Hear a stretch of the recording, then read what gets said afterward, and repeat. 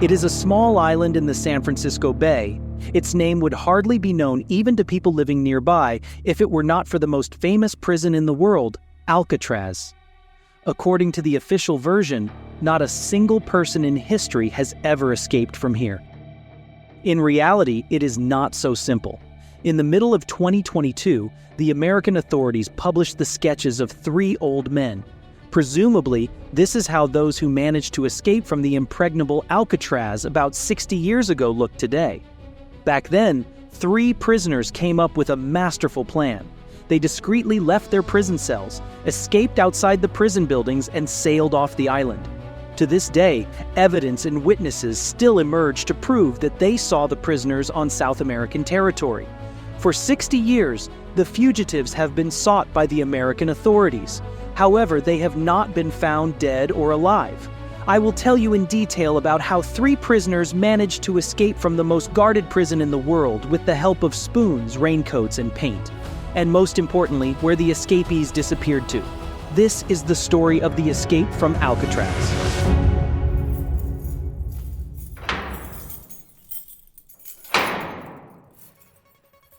This day at Alcatraz, maximum security federal prison was to begin routinely. At 7 a.m., the guards would make their rounds of the cells. By this point, each prisoner was supposed to be awake and standing next to the bars. However, that morning, in one of the cells, a prisoner was still lying in bed, wrapped tightly in a blanket. A guard passing by pushed his head with his baton, but he did not react. The guard repeated the push, and at that moment, his head fell to the floor of the prison cell. Pretty soon the guards realized that the head on the floor was just a fake, and under the blanket, instead of a body, there were folded sheets and clothes. The same fakes were found in the other 2 cells. Alarm, sirens blaring. It was the beginning of a search operation that was unprecedented in America. Not surprising, as 3 inmates had escaped from a prison from which it was impossible to escape. The story of the escape began about 1 year before the escape itself. In 1961, Alan West was an experienced thief and car thief, but he came to Alcatraz for a different reason.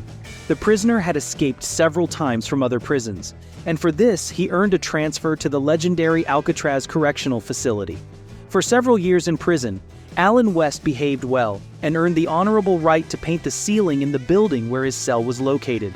During one of his shifts, West noticed a vent in the ceiling. It led directly to the roof of the building. That's when Alan's escape plan was born.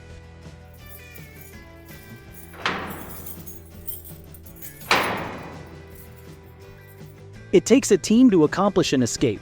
The best candidate for the team was an inmate named Frank Morris. In his 33 years of life, he had managed to make 11 jailbreaks. Frank Morris grew up an orphan and was first arrested at the age of 14. He was able to escape from prison because of his high intelligence. In his file was listed IQ 133, which included Morris in the club of the smartest people on the planet. Also, 2 co-conspirators in the escape were brothers John Anglin and Clarence Anglin. They committed burglaries, carjackings, and robbery raids on businesses. They came to Alcatraz after several escapes from other prisons.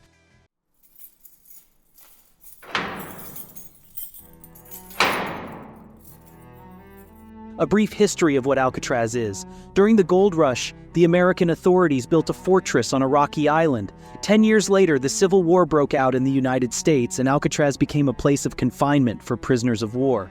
And already in 1934, the buildings were rebuilt and made of them the federal penitentiary. Maximum security measures and minimum probability of escape.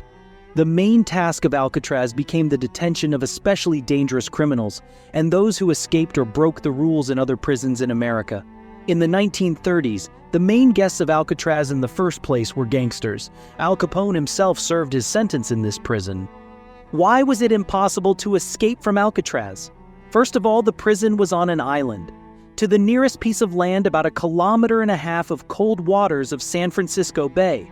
It could be crossed by boat, but any unauthorized watercraft were forbidden to approach Alcatraz. Second, there were barbed wire fences around the perimeter of the entire island, and several towers with snipers.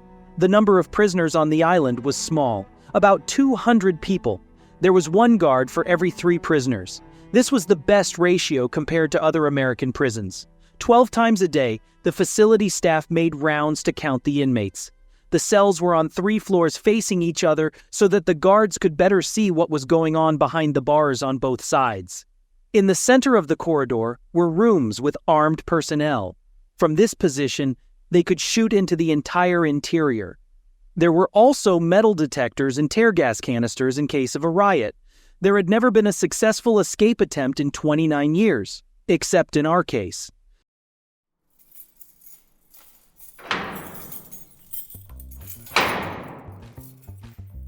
In September 1961, the team began preparations for the escape. They had 4 problems to solve: how to get out of the prison cell, how to leave the prison building, how to get down to the water unnoticed, and how to get to dry land. Problem 1. The prison cell. Sawing through the secure bars is futile and pointless. Behind them, you will be met by armed guards in large numbers. The only option left is the wall. Under the sinks in the cells, there was a small ventilation hole that led to the old service tunnel. The problem was that the hole was too small for a human to fit through, so the team decided they could try to enlarge it. The escape plan was worked out by the prisoners during their free time when they could all be together. This usually took place in the prison canteen. There the prisoners stole spoons and ground them so that the end was sharp. They began systematically chiseling the edges of the wall around the perimeter of the vent. They took turns. 2 were watching the guards. The other 2 were chiseling the cement. It took them about 6 months to gain access to the service corridor behind the cell. Clarence Anglin was the first of the team to do so. Through a corridor with pipes, he penetrated the ceiling of the building to the ventilation hole. Freedom seemed to be close at hand, but at that moment, Clarence realized that the vent was covered with a thick grate and secured with large bolts. The fugitives decided to saw off these bolts, but how could they do that? After all, firstly, the absence of prisoners in the cells will quickly notice the guards, and secondly, the process of cutting the bolts is quite noisy. To prevent the guards from noticing the absence of prisoners in the cell, they made artificial heads. For this, they used pieces of cloth, paper, soap, wire, cement, and glue. But 2 things were missing for realism: paint and human hair. It's important to say here that the prisoners at Alcatraz had rights as well as responsibilities. For example, the right to have hobbies. Therefore, part of the team asked the prison authorities for paint and canvases under the pretext of painting portraits of lovers. The paint was used to paint artificial heads and a cardboard fake of the wall under the sink. But how would they get real hair? A fortunate coincidence. Clarence Anglin worked in the prison barbershop, and there he managed to get the hair that the fugitives had glued to the artificial heads. The fake heads were ready.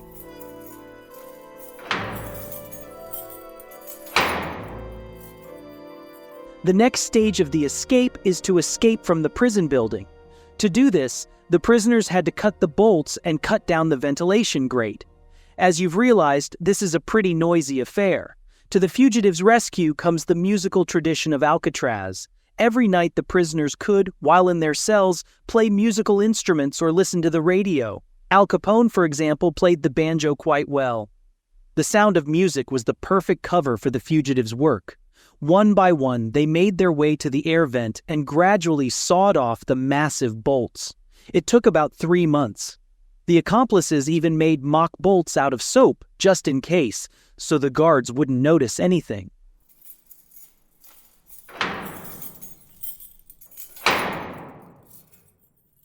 The last stage of preparation.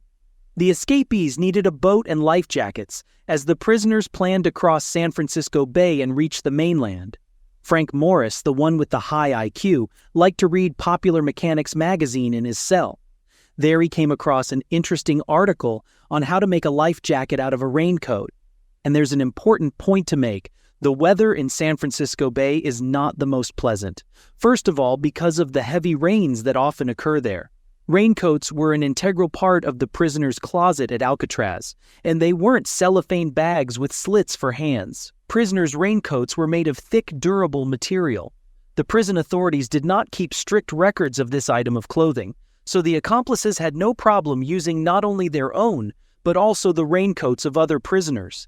In total, several dozen raincoats were collected. And here's another important detail. Many prisoners were aware of the planned escape. The cells in Alcatraz are opposite each other, so it is impossible to unnoticeably pick the wall for 6 months. But none of the prisoners told of the escape plan. The fugitives sewed life jackets and an inflatable boat from ordinary raincoats by themselves, using thread, glue, and heating the material. They also assembled oars from found planks. After 9 months of preparation, Alan West, Frank Morris, brothers John and Clarence Anglin were ready to escape.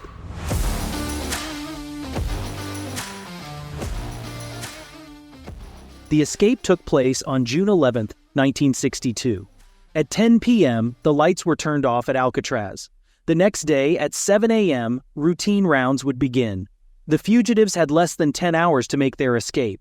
Alan West, who got the idea to escape through the vents, stayed in his cell. He decided not to escape from the prison. To this day, it is still not fully known what was the reason. Alan himself claimed that he overdid it when he cemented the fake plug on the wall. At the crucial moment, he simply failed to remove it. There is also an assumption that he was afraid. It makes sense because none of the 36 people who had previously tried to escape from Alcatraz did not succeed. Most of them were caught, 6 were killed, and several more drowned. 3 fugitives remained: Frank Morris and the Anglin brothers. They crawled out of their cells, snuck upstairs to an air vent, pushed out a pre-cut grate, and climbed out onto the roof undetected. They had with them folded life jackets, a boat, and oars. The prisoners then climbed down the overhead ladder and reached the barbed wire fence unnoticed. The trio threw their clothes over it and climbed safely over to the other side. They then made their way down to the northwest side of the island, inflated their boat and life jackets. Taking oars in hand, Frank Morris, John Anglin, and Clarence Anglin began to row. Behind them was America's most impregnable prison.